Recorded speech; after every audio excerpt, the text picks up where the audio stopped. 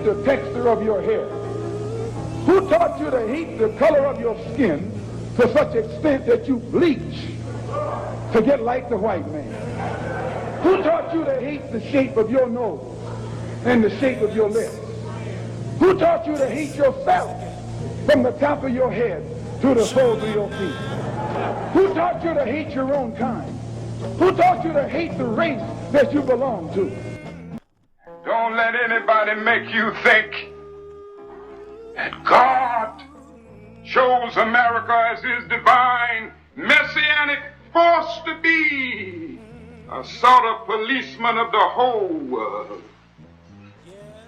God has a way of standing before the nations with judgment, and it seems that I can hear God saying to America, "You're too arrogant.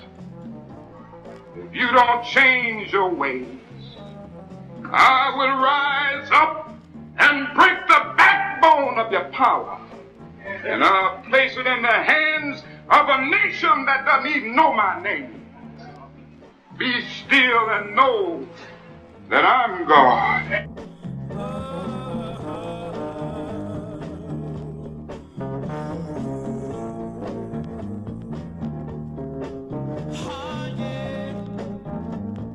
Welcome again to Street Talk. My name is Ahmad Sakaraki. And on Street Talk, we deal with political, social, and economics here in Michigan, the U.S., and abroad. Now, joining me tonight, Dennis Burnside. Patrick Maynard. All right, man, we got a lot to cover, but let me just spend a few moments talking about Ms. Lena Horne. Here was a lady who really, I would say, before her time. I'll put it like that, you know, because even though she was beautiful and all these other things, talent and all that other thing, she appeared in movies, but only 2 movies that she had speaking parts. All the rest of the movies she appeared in, she was singing. So I'm gonna leave it right there for the moment, and we're gonna go into something else. But we're gonna talk more and more about these ladies, you know, and the things they've done. You know, you could add I know you were going to leave it there, but you could add someone like Ethel Waters to that list, where you had these intelligent, capable women, beautiful women, who had minimal ability to express themselves in Hollywood, singing parts, mammy parts, victim parts, but they couldn't be complex characters with the full range of human emotions, and that was a sign of the times. And it's much better today, but it took decades for melanated human beings to be allowed to express themselves as fully formed human beings. Yeah, because back 1940, and I know everybody was seeing the movie. What was it? It was shot in Atlanta. Clark Gable and oh, that the one with Hattie McDaniel. Hattie McDaniel, and She won an Oscar. Yeah. First black woman to win an Oscar. Yeah. She was playing Mammy. Yeah. So it's typical of the times. It's typical of the culture that existed at that time, where black people not only were suppressed in terms of their civil rights, voting rights, human rights, etc., but they were also relegated to the dirtiest, furthest corner of mass media. They couldn't be interviewed and express themselves articulately and express a view that was other than a subservient view. They couldn't be seen on TV acting in a way that gave them dignity until Sidney Poitier came along. They couldn't be seen on TV or heard on the radio, even singing and dancing without shining and bucking and nodding their head and scratching where it doesn't itch and smiling for no reason. So we've seen dramatic progress in the decades since, and it's really shame that here we are last night. I don't know how many times now, it might have been the fourth, fifth, sixth time a black man has won an Oscar, you know, a show that I could care two hoots about, don't watch. But then we have Will Smith win an Oscar last night. Today is March 28th, 2022. And on March 27th, this man goes up on stage unannounced and assaults another black man because he perceives a joke as too much of a slight for him to bear, and he's got to act physically. So it seems in some cases, not all, in some cases you take 2 steps forward, 1 step back. Yeah. And last night was inexcusable. It was a shame. It was outlandish the way he acted. Degrading for all black. Absolutely, yeah, man. You know. Absolutely. That to me is what you need to tell the guy, let's go around the shed, you know. If you had that in your mind, take it outside. Stand it out there. Right. But not in the crowd in front of everybody in as a setting of that nature. You know, Well, that then- was disrespectful. Well, and then all the people were watching, you know, all the people who were there, but all these people were watching, you know, from you know, all over U.S., you know, somebody's watching, you know. It's just, Europe, Asia. The first notification I got last night was someone sent me an excerpt from a Japanese telecast because they didn't show it in the United States.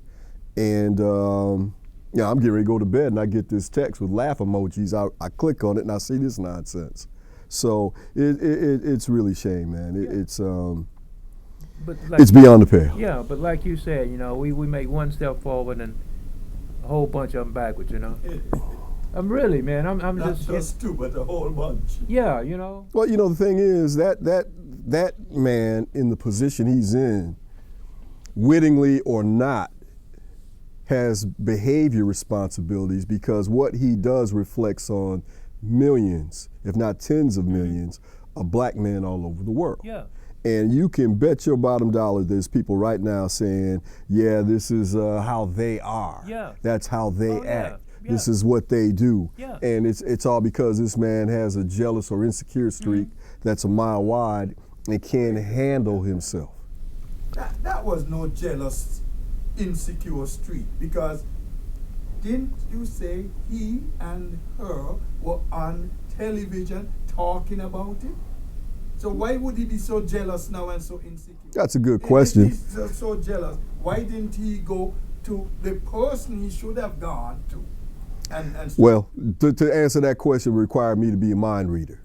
From my perspective, where I'm sitting, I don't know how you could act on the one hand in a public setting in a particular circumstance that's too ugly for me even to discuss on this show like we did before the show, and then acting in a totally different way in a way that's just despicable in public.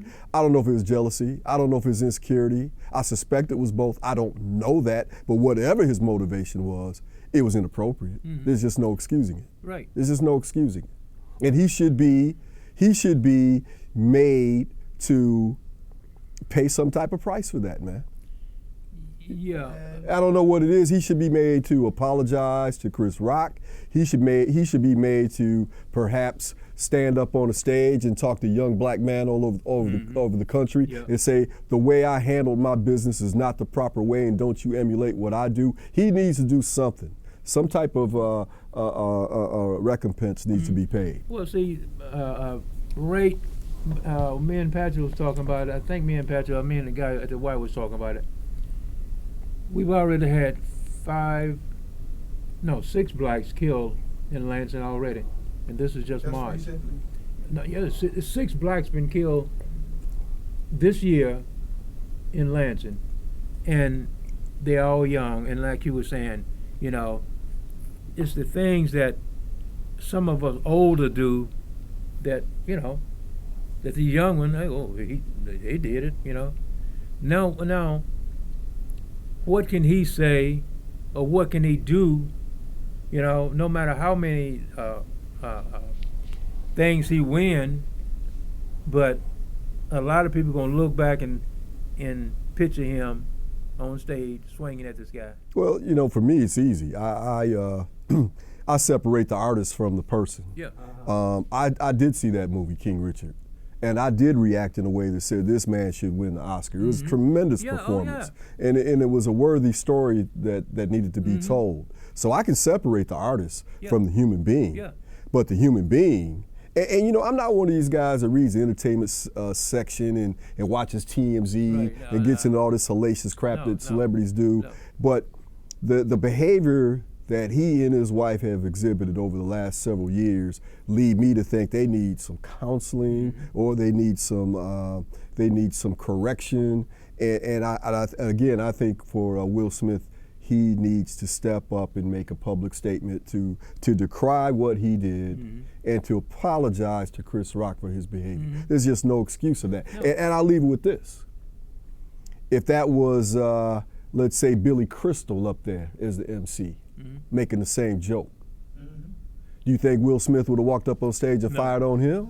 No. Okay? No. Had that been I don't know, Beth Midler, do you think he'd have walked up on stage and fired on her? No. But he sees that black man up there, and he says, "Oh, that's prime hunting ground. Nobody respects that." Yeah. But see, that's what bugs me. Go ahead, Patrick. What is it that we just seem not to have that kind of respect for each other as blacks? But that's where it's at right now. Take it back to enslavement, man. Take it back to the Jim Crow era. Yeah. Everybody can recall the days where during Jim Crow, all your little small black communities had the bad word, right? The bad N word, right? Yeah. And he would cut and shoot and scarcely be interviewed, let alone arrested, because he was the bad dude in that town. Now, as long as he did it on the right side of the tracks, he was good. If he stepped to the wrong side of the tracks and even looked at a white woman, now he's going to jail. Right. So that disrespect, that contempt, that lack of understanding that man is my brother, in some instances, continues to this very day. It's been here ever since we've been here 500 some years. And you know what you were saying, I can remember some guys, you know, doing this to a guy and this to a guy, and you know, whoever he's working for, get him out. You know? I need that boy. He's a good worker. You know. And then Saturday night he goes up, blows off steam, you know, drinks some whiskey, pulls out his knife. You know, we've heard stories about that for decades. So that I think that lack of regard for humanity that's melanated, that is deep within some of us, was put there during enslavement, and in many cases it's never left. I can't tell you, I know you guys have seen it too. Many times a brother get all chest out and ready to fight if you look at him wrong, and then somebody from the other phenotype can straight up insult him, mistreat him, and he scarcely raises an eyebrow. Well, I remember, man. I remember in the little place where I'm from, we had two policemen. And oh man, guy would be clowning, getting ready to fight and all of this, and the two policemen would ride down through there. Now it's like, don't know how many blacks, you know, on the streets and everything. The two policemen ride down through there, and he all of a sudden quiet. You know, I mean, it's like these two policemen and all these blacks, but still. But you know, that kind of stuff, I would say, I don't know where it really comes from, but I know it's been out here with us for 500 years. Let's have a little quick background before we go too far from it. Would you think that that was displaced aggression, what he did last night? And secondly, wouldn't it suggest that he does need some serious help? Because if what was said is true about him and her on television and talking about the situation and all of that, why now you go up and hit somebody else? Why didn't he put the hand on her right there? Now, I'm not advocating hitting a woman. I'm totally against that. But who is the one who hurt him? Not Rock? I mean, Rock talk about the haircut. Oh, it was displaced aggression on his face. It was inappropriate, and as far as his mental, emotional state and whether or not he needs help, I'll leave that to somebody professional to evaluate. All I know is the behavior he exhibited was inappropriate, and whatever reason why, misplaced aggression, psychological, emotional issues, whatever it is, get it fixed. But deal with what he did so we don't see that again. See, this is a time that maybe Denzel, Wesley Snipes, some black men, some peers of his need to pull him to the side and say, man, let's go over here and chop it up and talk about something. Yeah. Because you can't do that, man. No. You just cannot do that. And again, close your eyes and imagine that's Billy Crystal made that same joke. And I bet you couldn't reach your pocket to bet a quarter that he'd have went up there and hit Billy Crystal that way. Probably he would have been laughing. Yeah. Like he did last night until his woman looked at him. Yeah. So, that's all I want to say about it. It's just ugly. It's just ugly.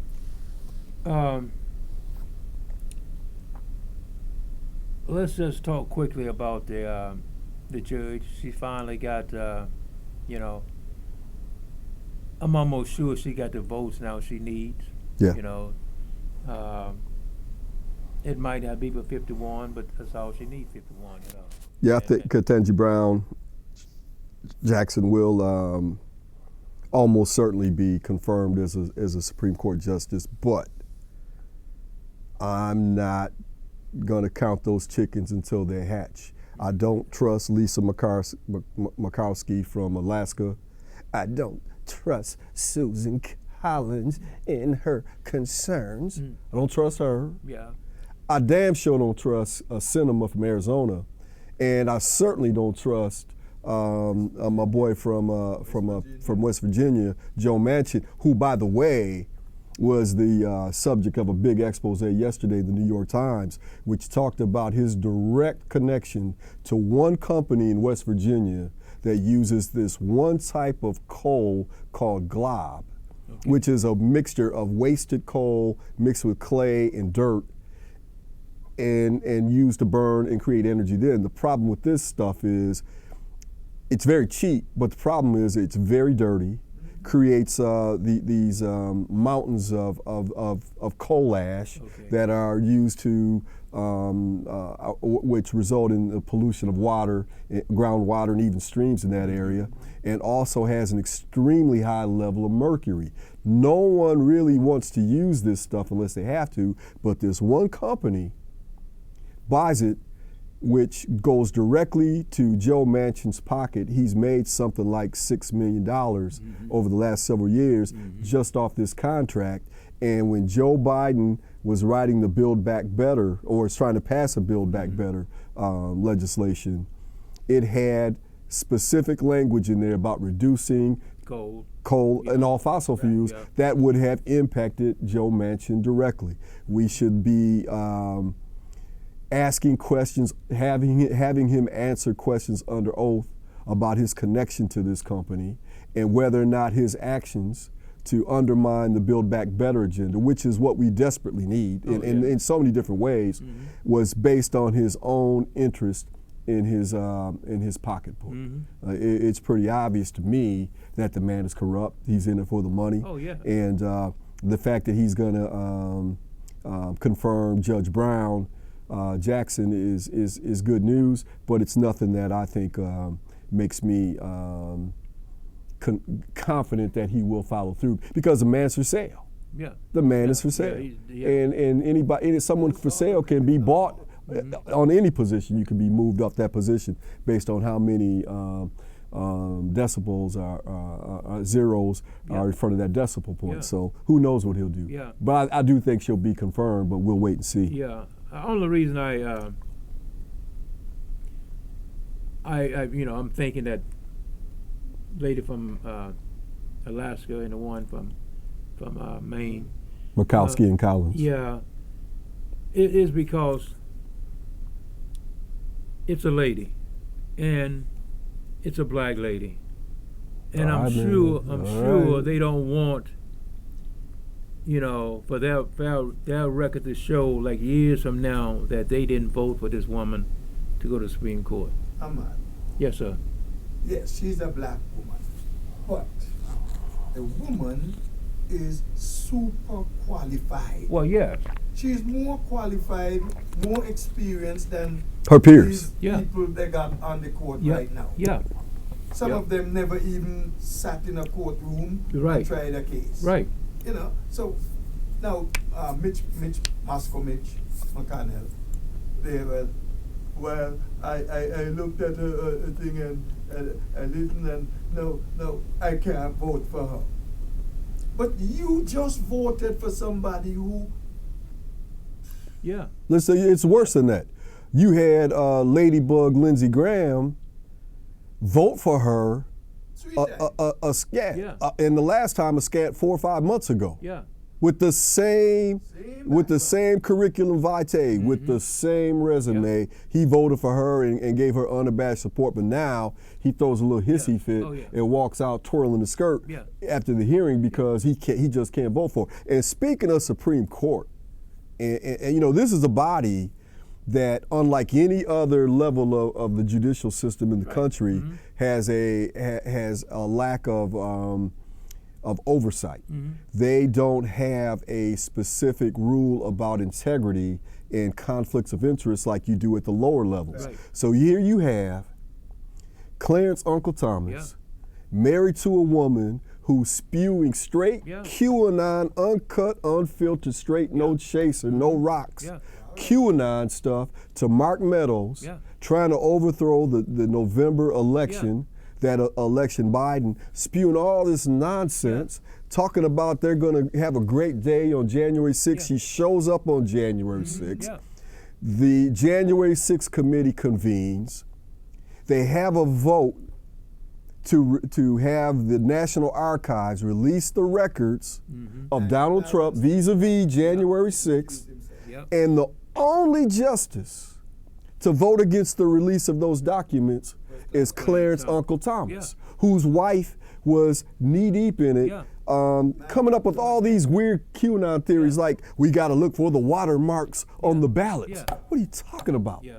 Wait, and just all these different QAnon theories that she's going back and forth with Mark Meadows, Trump's chief of staff, and now we're finding out that those, I think there were 27 messages, might have been a little more, a little less.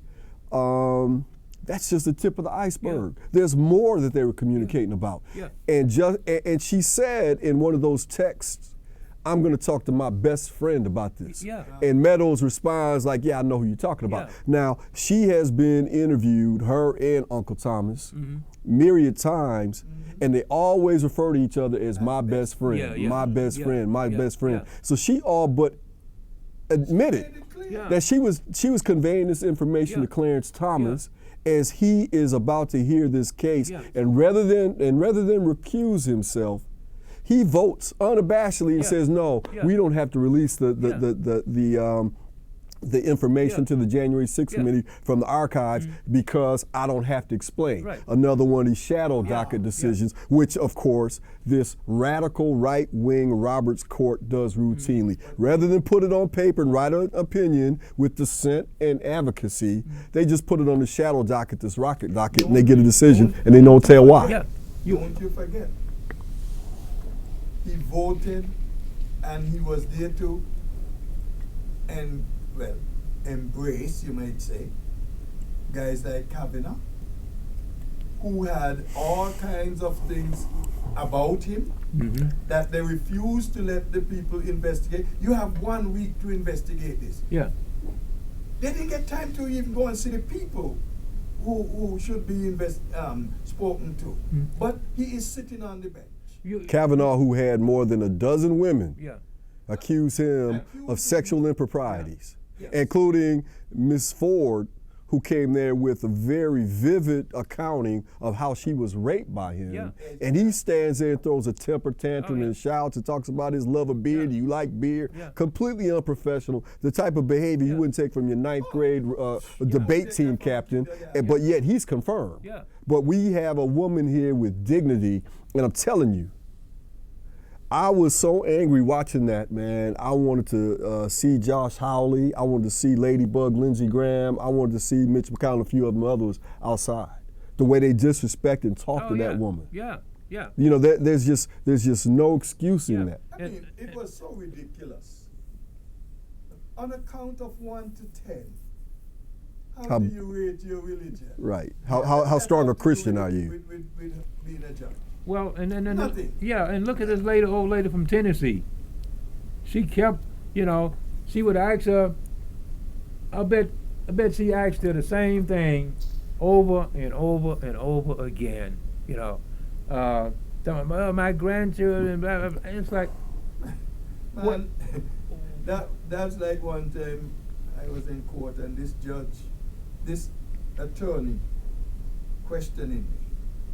She asked me the same question. I answered. She come back, answer the same. Yeah. She come back, answer the same. I said to her, man, you asked me that 5-6 times. I answered the same way. I'm not about to change because that's the truth. And that's what this old lady. She would try to change it to something else, and then she'd come right back. It's like the whole thing ended up being a sham. In fact, less than a sham. Further down the ladder than a sham. Because when you hear some of these folks, I see that one, what's his name there? So Trump talked about his wife and he was so angry, but now Trump can't do anything wrong because he had a burger with Trump. Now you're talking about Marsha Blackburn from Tennessee, right? Yeah, yeah. Okay, so she was disrespectful. Josh Hawley was disrespectful.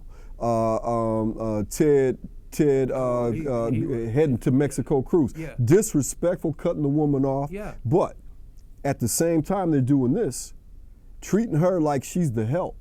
Mm-hmm. They're having these rocket dockets where they won't write an opinion and explain the rationale of their decisions so the public can understand. Right. They're just having straight party line votes. And the Supreme Court is supposed to be nonpartisan, but we know it. Yeah. It's a function of the Republican Party, where they are taking maps from Wisconsin that are disenfranchising melanated people, Hispanic and African descended people, and taking away their right to vote. And they're rushing this through on this rocket docket, and they won't even tell us what their rationale is because they can't explain it in a way that holds up to scrutiny, to moral scrutiny. So they'll just rush this through. So they'll do that, and then they'll pretend they have some kind of concern because a school board that she sat on had a book on the curriculum that they somehow try to turn into some type of love of pedophilia. And her sentencing, which is right in line with the average and they try to turn that into something nefarious, like she's some type of sympathizer for pedophilia. They are some ugly people, man. They're just despicable and beneath contempt. They're like the stuff you pull off your shoe walking through the park. Who taught you to hate the texture of your hair? Who taught you to hate the color of your skin to such extent that you bleach to get like the white man? Who taught you to hate the shape of your nose and the shape of your lips? Who taught you to hate yourself from the top of your head to the soles of your feet? Who taught you to hate your own kind? Who taught you to hate the race that you belong to? Don't let anybody make you think that God chose America as his divine messianic force to be a sort of policeman of the whole world. God has a way of standing before the nations with judgment, and it seems that I can hear God saying to America, you are too arrogant. If you don't change your ways, I will rise up and break the backbone of your power, and I'll place it in the hands of a nation that doesn't even know my name. Be still and know that I'm God.